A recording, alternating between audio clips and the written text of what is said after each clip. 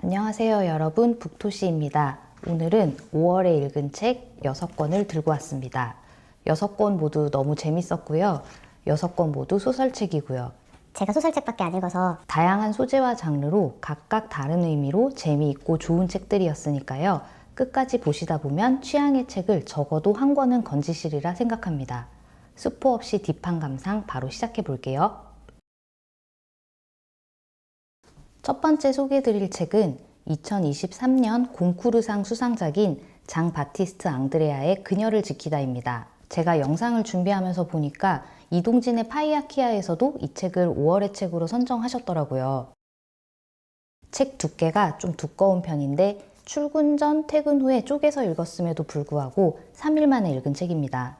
그만큼 재미가 있었다는 방증일 것 같아요. 이 책은 이탈리아의 작은 마을을 배경으로 가난한 가정에서 외소증으로 태어난 미모가 위대한 석공예가로 성장해가는 과정과 명문가의 막내딸 비올라와의 우정에 대한 이야기이고 한 사람의 일생을 조명하는 일대기라고 볼 수 있을 것 같습니다. 이야기의 처음은 이탈리아의 수도원에서 죽음을 앞둔 82살 노인의 모습에서 시작합니다. 그리고 그가 수도사가 아님에도 40년간 수도원에 머무른 이유가 독실에 갇혀있는 그녀를 지키기 위해서였다고 말하죠. 그래서 독자들은 처음부터 궁금증을 가지고 책을 읽게 됩니다. 그녀는 누구인가? 무엇으로부터 그녀를 지키려고 하는가? 그리고 그녀를 지키려는 이유는 무엇인가? 그리고 이야기는 미모의 어린 시절로 돌아갑니다. 외소증이라는 남들과 다른 모습으로 태어난 미모는 가난해서뿐만이 아니라 그의 겉모습 때문에 사람들로부터 갖은 무시와 모욕, 수모를 받습니다. 아버지가 죽고 12살의 미모는 이탈리아의 한 석공예가에게 보내지는데 그 지역의 명문가인 오르시니 저택에 보수를 하러 갔다가 비올라를 만나게 돼요. 둘은 비밀 친구가 되고 서로에게 영향을 주며 성장해 나갑니다. 처음 읽기 시작했을 때는 생소한 지명이나 단어, 시대적 배경이 나와서 어려운 책은 아닐까 조금 겁을 먹었었는데 미모 인생의 롤러코스터 같은 등락을 보는 재미가 그런 것들을 다 덮어버립니다. 정말 잘 쓰여진 이야기라고 생각을 했던 게 어떻게 보면 비천한 신분으로 태어나 갖은 고생을 하던 미모가 어떻게 성공을 하고 그리고 또 추락하고 그러다가 또다시 비상하고 이런 이야기의 흐름이 각각의 터닝포인트 사건들과 맞물려서 정말 드라마틱하게 잘 설계가 되어 있더라고요. 그리고 문장들이 굉장히 고전적이면서도 우아하다고 해야 하나? 그래서 세계 문학 전집을 읽는 기분도 들었어요. 제가 이 책에서 가장 매력적이라고 생각했던 부분은 인물의 캐릭터 부분이었습니다. 일단 미모는 그 배경만 들으면 막 엄청 우울한 성격일 것 같고 암울한 삶을 살 것 같고 막 그렇잖아요. 막 버둥거리면서 애써도 계속 미끄러지고 실패하고 세상이 날 억까한다 막 이러면서 남 탓을 하고 그런 게 아니라 눈부신 재능과 자신만의 주관 그리고 자존감을 가지고 좌절하거나 비관하지 않고 삶을 개척해 나가는 그 모습이 너무 멋있었어요. 예술가적인 감수성이 풍부하고 힘든 상황에서도 부정적으로 생각하지 않고 있는 그대로의 자신을 받아들이고 오히려 어려운 처지에 있는 다른 사람을 걱정하고 도울 줄 아는 미모를 읽는 사람들이 응원을 하게 만들거든요. 그리고 비올라의 캐릭터는 멋짐 그 자체입니다. 저였다면 그 좋은 환경에서 평생 그냥 누리면서 살 것 같은데 비올라는 자신의 자리를 지키기 위해서 안주하지 않습니다. 잘못된 일에 대해 타협이란 없고 두려움 없이 직진하는 스타일이거든요. 그리고 두 주인공에게는 명확한 목표가 있습니다. 미모는 위대한 조각가가 되는 것, 그리고 비올라는 하늘을 나는 것. 이 하늘을 난다는 것은 해방과 자유로움에 대한 비유적인 표현이라고 생각했습니다. 목표가 있는 삶은 얼마나 멋지고 아름다운가. 읽다 보면 이런 생각을 하지 않을 수가 없는데요. 미모와 비올라 간의 감정은 뭘까? 인간 대 인간의 우정일까? 아니면 남녀 간의 사랑일까? 저는 우정처럼 보이지만 그 뒤에는 뭔가 크기를 가늠할 수 없는 초월적인 사랑이 자리 잡고 있었다고 생각을 했습니다. 너무 소중해서, 자신보다 너무 소중해서 감히 망가질까봐 건드릴 수조차 없는 그런 감정 같은, 그래서 마지막이 더 슬펐던 것 같아요. 이 책의 표지에 있는 이야기와 소설의 첫 부분만 보면 분위기가 다소 무거울 것 같은데 오히려 읽어보면 중간중간 여유와 위트가 있고 전반적으로는 밝은 분위기에 더 가까워요. 그리고 책을 덮을 때는 이 소설은 운명이나 인생의 저주를 말하려는 게 아니라 인생에 대한 의지와 극복, 어떻게 사는 것이 올바른 것인가, 사람에 대한 믿음, 희망 그런 것들을 말하는 소설이구나 하고 저는 생각하게 되었었던 것 같아요. 이런 게 콩쿠르상 클라스인가? 그리고 미모와 비올라 둘을 보면서 영화 라라랜드가 떠오르기도 했습니다. 어린 시절에는 꿈을 가지고 순수하게 그것을 갈망하지만 어른이 되면서 세상을 알게 되고 현실을 직시하며 현실과 타협하게 되고 그리고 그렇게 변하면서 다시 그 이전으로는 돌아갈 수가 없다는 것. 정말 재미있었습니다. 다음 책은 대만의 영화배우이자 작가인 천스옹의 귀신들의 땅입니다. 이 책은 각자 비중 있는 여러 명의 등장인물들의 시점으로 현재와 과거를 오가면서 잘못 알려지고 잘못 알고 있었던 비밀이 드러나는 구조의 이야기여서 읽는 내내 과연 저 인물은 왜 저렇게 된 건지, 대체 어떤 이유로 누군가를 미워하고 누군가에게 죄책감을 갖는지를 뭐야 막 궁금해하면서 끝까지 흥미진진하게 읽을 수 있었습니다. 그리고 후반부에는 앞서 생각했던 것과는 다른 사실들이 하나 둘 드러나다가 마지막 장면에서는 뭐라고? 여기서 갑자기 나온다고? 하면서 끝이 나고 책을 덮고 나서 여러 가지 생각이 많아지는 소설이었어요. 책을 덮고 나서 더 머릿속이 복잡해지고 책에서 표면적으로 말하는 것 외에 다른 생각이 들었다는 건 아마 그 이야기가 서브텍스트를 갖춘 굉장히 세련된 소설이라고 해야 할까 하는 생각이 들기도 했습니다. 이 이야기의 배경은 타이완의 시골 마을이고 그 마을에서 독일에서 동성 애인을 죽이고 감옥에서 형을 살다가 출소한 태농이 돌아오면서 이야기는 시작합니다. 태농의 가족은 아빠, 엄마, 5명의 누나, 그 아래 형 하나, 그리고 막내인 태농 이렇게 9명입니다. 그들은 각각 본인만의 트라우마와 아픔이 있고 무엇보다 현재 죽었거나 누군가를 죽였거나 혹은 누군가를 죽이고 싶어 합니다. 태농이 출소 후 고향으로 돌아온 현재의 시간적 배경은 음력 7월 15일 중원절입니다. 중원절은 도깨비날, 귀신날로도 불리는 죽은 자의 혼령이 인간 세상에 올라오는 날이고 사람들은 그 혼령을 위로하기 위해서 제사를 지내는 날이라고 합니다. 제목인 귀신들의 땅, 그리고 귀신들이 출몰하는 중원절. 이야기에서 말하는 귀신은 우리가 1차원적으로 떠올리는 전설의 고향 같은 한을 품고 사람을 겁주고 괴롭히는 귀신이 아닙니다.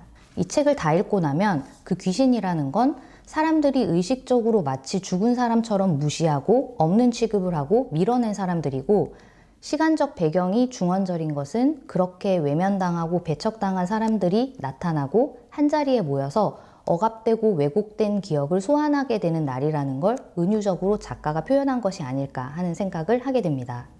책은 재미있습니다. 정말 재미있게 읽었어요.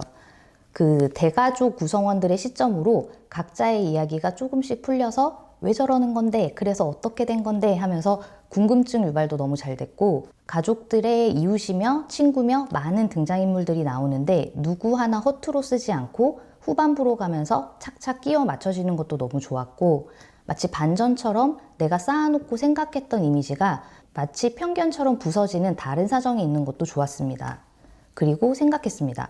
사람들은 겉으로 드러난 딱 그 모습으로만 판단하고 거기에 자신만의 상상을 덧붙여서 누군가를 평가하고 이야기를 퍼뜨리지만 그 이면에는 너무나 다른 이야기와 사정이 있을 수가 있고 그러니까 남의 일을 함부로 넘겨짚고 평가하면 안 되겠다고. 그 편견이라는 게 얼마나 사람의 눈을 흐리게 하고 오랜 세월 동안 사람을 바보로 만드는지 천스홍식으로 표현하자면 살아있는 사람을 귀신으로 만들 수도 있으니까요. 자신에게 엄격하고 타인에게 관대하자. 나나 잘하자. 결론이 이게 맞나? 다음 책은 아사히 료의 소설 누구입니다.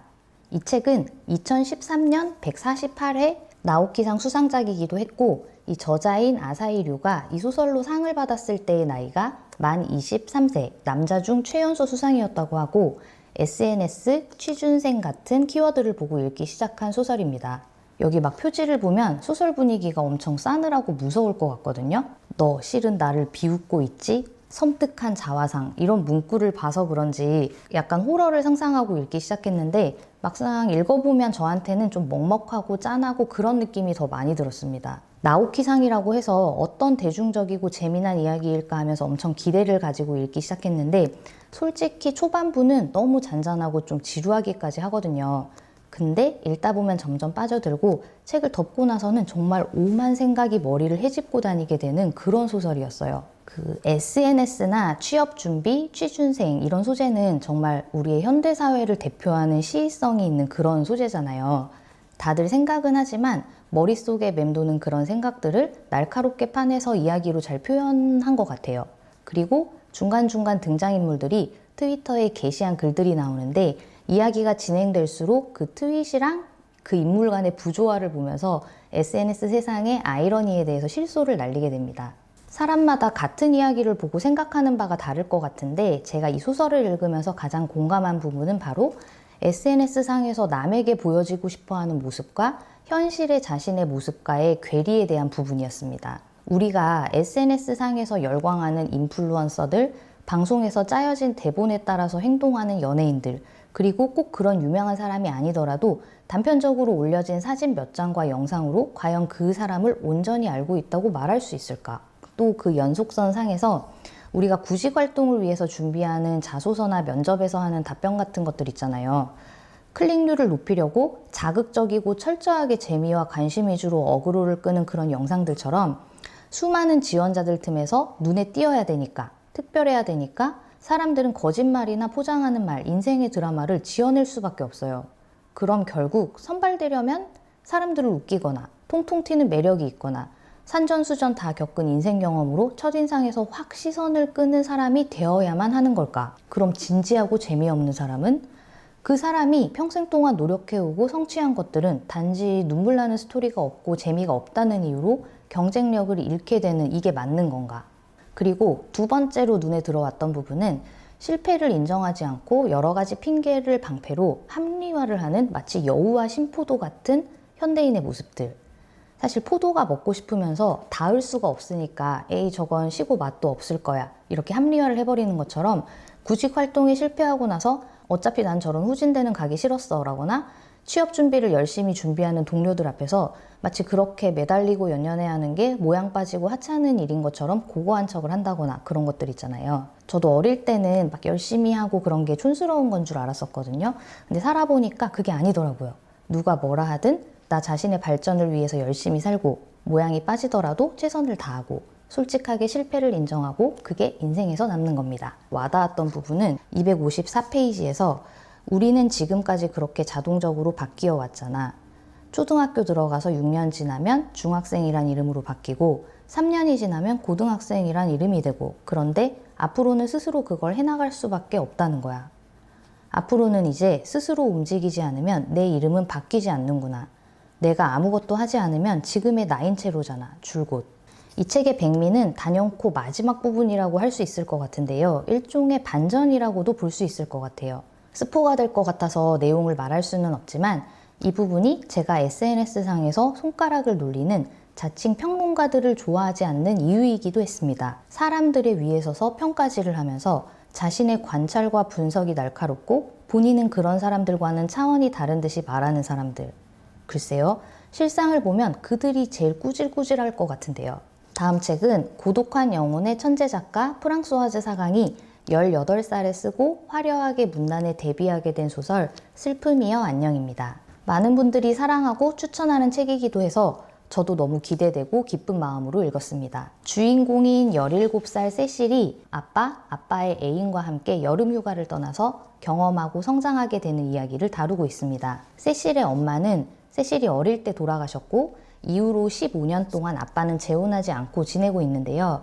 아빠는 사랑에 있어서 자유로운 영혼의 쾌락주의자이자 지독한 바람둥이로 여러 여자들과 자유롭게 연애를 하며 살고 있습니다. 아빠를 닮은 세실은 그런 것에 대해 거부감을 느끼는 것이 아니라 그냥 재밌다는 듯이 아빠의 연애를 관전해요. 그런데 거기에 엄마의 친구이자 도덕적이고 지적인 안느가 등장해서 아버지와 결혼을 하겠다고 하면서 세실의 삶에 균열이 생기고 불편한 여름휴가가 되기 시작합니다.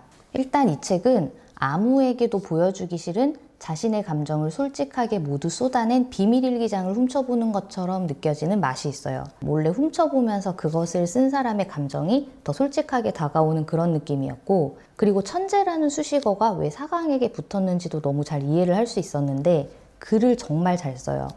특별한 장면이 아닌데 18 소녀의 감수성을 통과하면서 문장이 특별해지는 것 같은 느낌. 문장에 감성이 뚝뚝 떨어지는 게 느껴지는데 그게 느끼한 게 아니라 정말 시적으로 잘 썼다. 이런 게 타고난 글쟁이인가 하는 그런 생각이 듭니다. 이게 18의 소녀가 쓴 17 소녀의 이야기잖아요.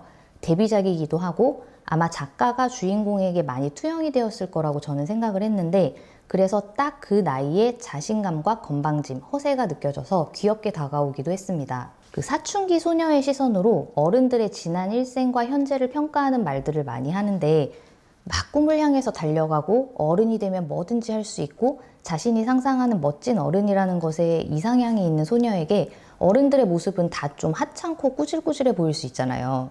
하지만 나이가 차곡차곡 들어가면서 살아가다 보면 알게 되겠죠.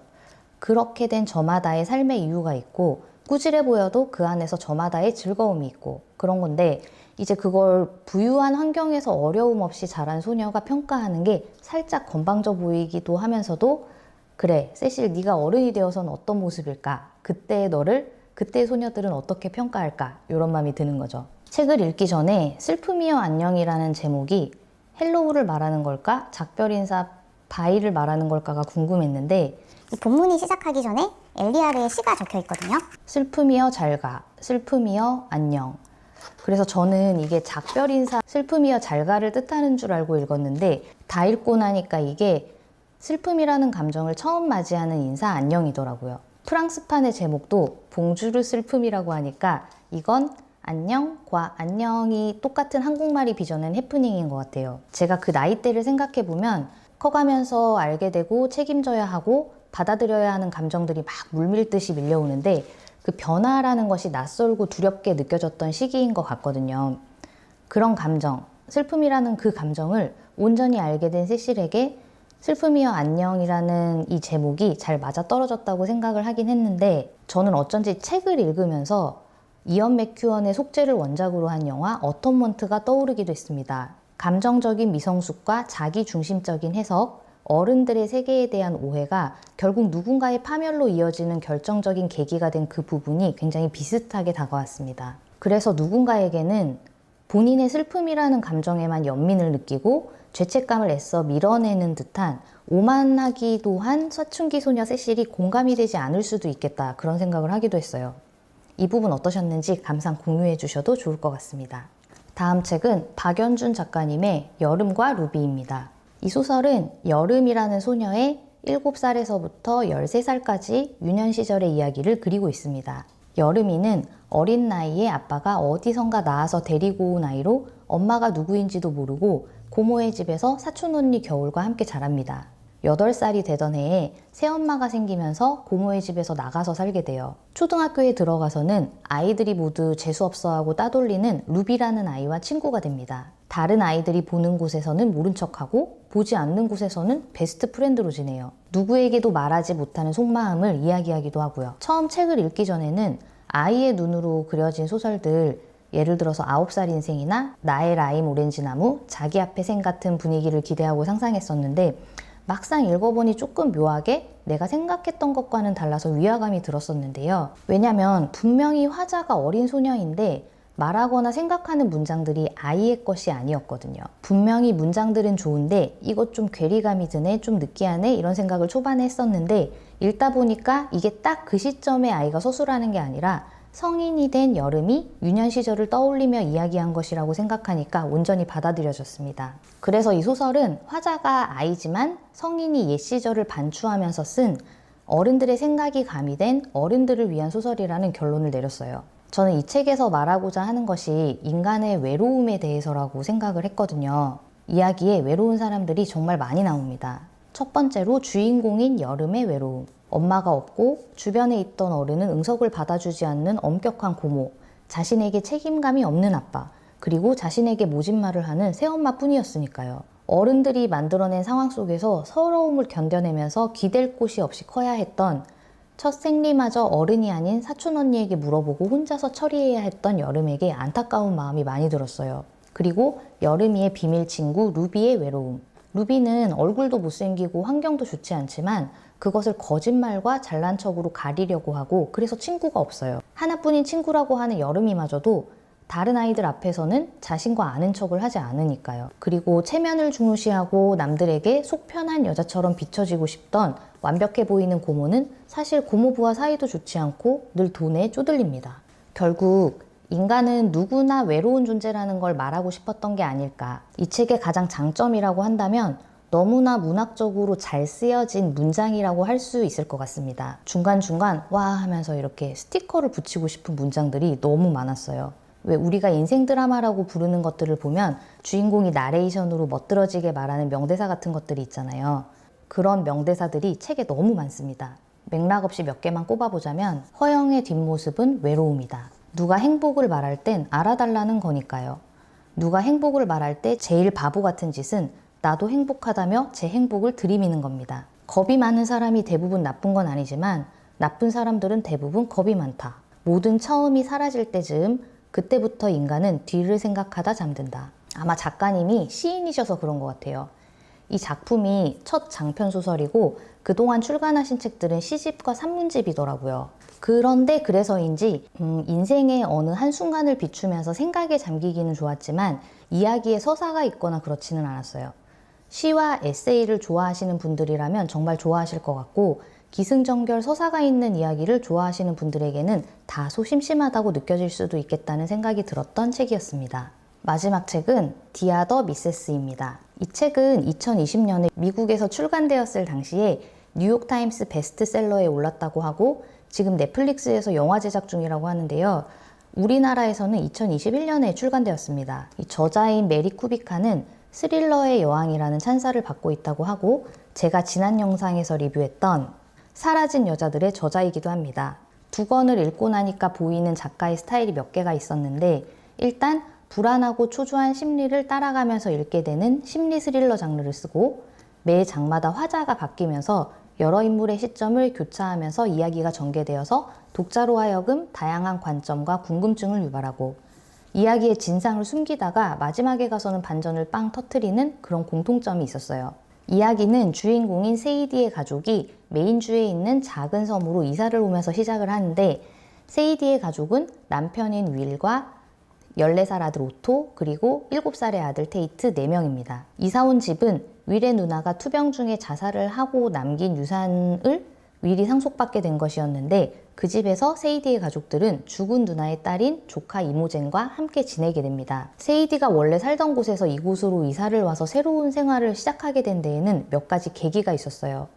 아들인 오토가 학교에서 괴롭힘을 당하고 남편인 윌은 외도를 했고 의사였던 자신은 의료과실 같은 것을 저질러서 병원을 그만두게 된 거였죠. 낯선 곳에서 예민하고 불안정해 보이는 세이디의 심리 속에 섬에 사는 이웃들과 조카인 이모제는 이상하리만치 세이디에게 어딘가 적대적인 분위기를 풍겨요. 그리고 이웃집에서 살인사건이 발생합니다. 그 살인은 누가 저지른 것이고 자꾸 기억을 잃는 세이디는 어떤 사람이고 왜 주변 사람들은 세이디에게 적대적인 건지 그런 것들을 생각하면서 계속 읽게 돼요. 요게 이제 뒷면에 보면 정유정 작가의 추천사가 있는데요. 범죄자의 심리를 불쾌할 정도로 밑바닥까지 뚫고 들어가서 쓰는 듯한 정유정 작가의 소설들을 저는 굉장히 좋아하거든요. 이 정유정 작가의 엄청난 극찬이어서 이 책을 사게 된 것도 있었는데 제 감상은 재밌기는 했는데 완전 엄청나게 막 와 이거 최고야 대박인데 막 이 정도는 아니었다 인 걸로. 이게 심리극이라서 그런지 좀 잔잔하게 진행되는 맛이 있었고 요즘 이런 소재의 극이 드라마든 영화든 너무 많아서 그런지 조금 결말이 예상되는 점도 있었고 저는 오히려 이 사라진 여자들이 조금 더 극적이지 않았나 하는 생각입니다. 근데 이건 개인 취향이니까요. 결론은 재미는 있었지만 약간 도파민 중독자인 저에게는 싱거운 맛이었다. 네, 오늘 준비한 책 리뷰 영상은 여기까지입니다. 제가 유튜브 하는 걸 주변에 거의 알리지 않고 비밀로 하고 있는데요. 얼마 전에 저희 아빠 엄마가 이 채널의 존재를 알게 되셨어요. 근데 안다고 하면 제가 부담 가질까봐 두 분이 몰래 영상 보면서 엄청 응원을 하고 계셨더라고요. 아빠 엄마가 힘없을 때까지 최대한 도와주고 힘이 되어줄 테니 너는 너 하고 싶은 거 다 해보라고 항상 응원한다고 그렇게 말씀하셨어요. 그래서 제가 아직 이 나이에도 철이 없고 겁이 없고 꿈이 많고 무모하게 많은 걸 도전하나 봐요. 앞에 영상들도 정성 들여서 만들었었지만 지금부터의 영상은 부모님이 보고 계시다는 걸 마음에 새기고 더 열심히 만들어 보려고요. 아빠, 엄마 항상 고맙고 사랑해요. 그럼 우리는 다음에 또 만나요. 안녕.